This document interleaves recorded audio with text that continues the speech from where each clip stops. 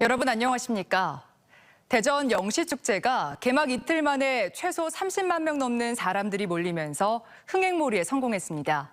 각종 먹거리와 볼거리로 가득한 콘텐츠에 밤낮을 가리지 않고 대전역부터 예충남도청 사이 1km 거리엔 대전 시민들과 관광객들로 인산인해를 이뤘습니다. 이수복 기자입니다. 대전의 밤거리가 영시축제를 찾은 사람들로 빼곡하게 들어차 있습니다. 곳곳에 설치된 무대는 광란의 도가니, DJ들이 EDM 음악에 맞춰 몸을 흔들자 축제 분위기는 뜨겁게 달아오릅니다. 각종 야간 공연이 펼쳐진 대전역 특설무대의 좌석은 이미 만석입니다. 영시축제는 외국인들에게도 입소문이 퍼졌습니다. 한국에서 유학 온 학생들은 축제가 열린다는 소식을 듣고 한달음에 축제장을 찾았습니다.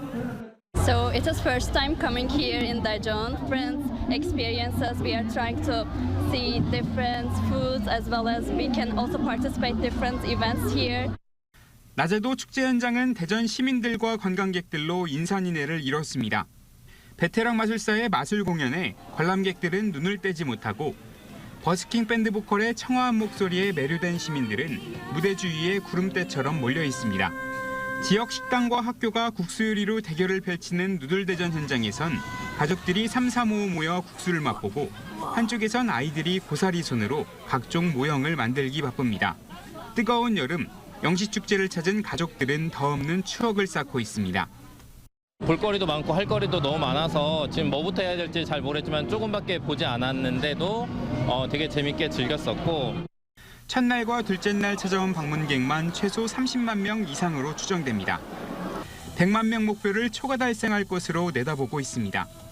이제 처음에는 전체 인원을 한 100만 명 정도로 보고 있었는데 지금 현재 30만 명이 넘고 있는 그런 상황에서 초과 달성을 할 것으로 그렇게 보고 있습니다. 7일간의 축제 중 4일째를 맞는 내일은 중앙로 특설무대에서 가수 에일리의 축하 공연과 월드 DJ 페스티벌 등 다양한 콘텐츠로 열기를 이어갈 예정입니다. TJB 이수복입니다.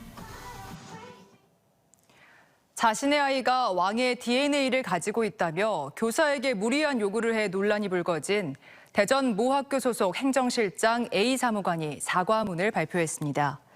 A 사무관은 사과문에서 경계성 지능을 가진 자식에 대한 안타까움으로 지혜롭게 대처하지 못했다면서 교사에게 전달한 자료는 이미 작성한 게 아니라 치료기관 자료의 일부였다고 설명했습니다.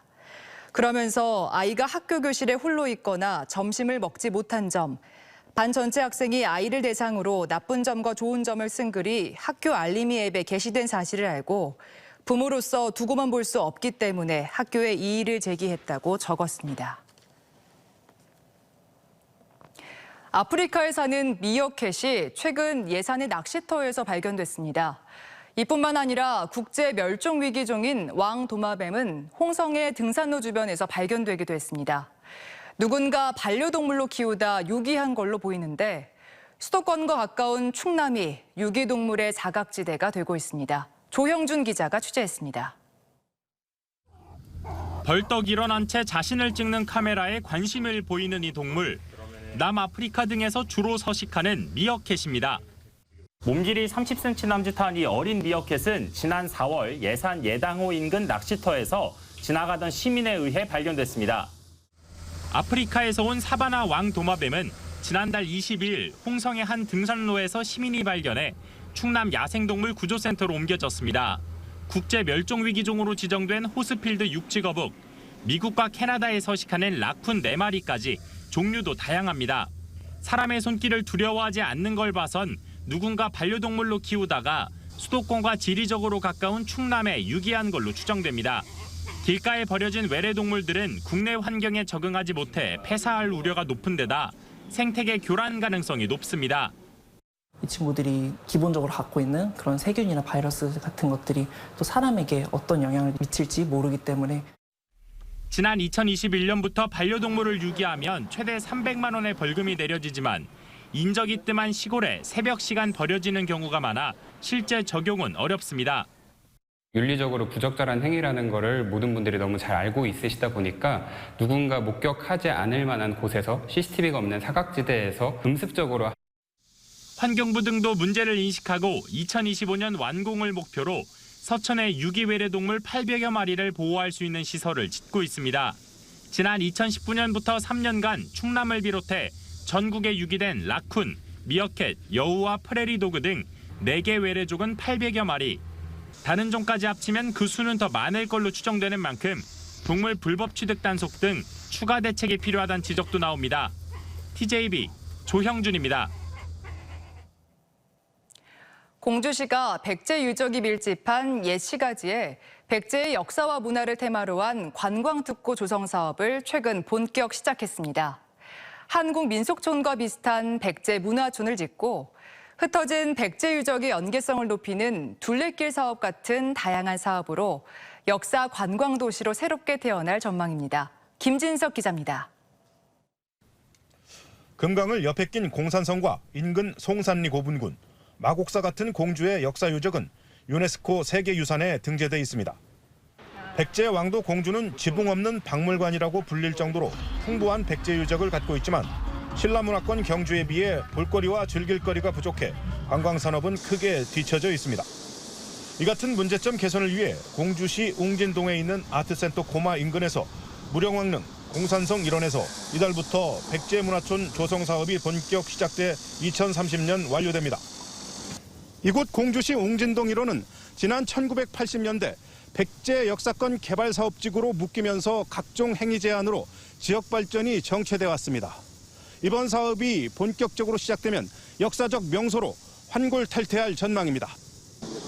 이미 사업 대상 부지 170만 제곱미터 중 80% 이상 토지를 확보했는데 4개의 핵심 사업으로 진행됩니다. 웅진동 공주문화관광지에 추진되는 백제마을 조성 사업에는 총 사업비 484억 원을 들여 백제 왕실문화촌과 신화 뮤지엄 등이 건설됩니다.